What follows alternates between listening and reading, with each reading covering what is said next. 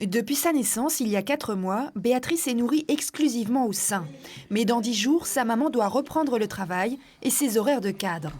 Pour continuer à allaiter, elle a mis en place une vraie logistique avec son compagnon.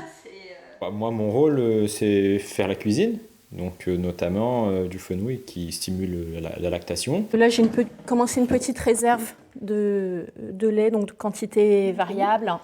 Un lait qui sera décongelé à la crèche ou par son mari et qu'elle a prévu de tirer au travail, dans un local fermé, en toute intimité.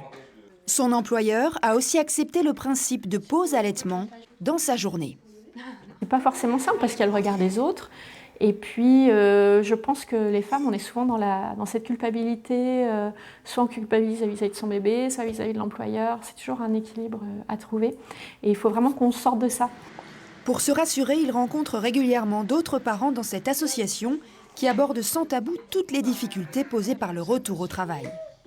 Je trouvais les bons biberons, les bonnes tétines, l'habituer au biberon.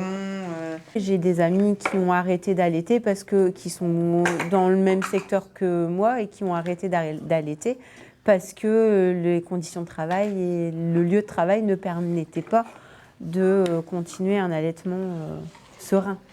En France, près de 70% des mères allaitent à la naissance. Mais ce taux s'effondre après la reprise du travail, contrairement à nos voisins européens. Il est temps de sensibiliser les chefs d'entreprise pour cette sage-femme. Quand les mamans poursuivent leur allaitement, elles sont déjà plus motivées pour aller travailler.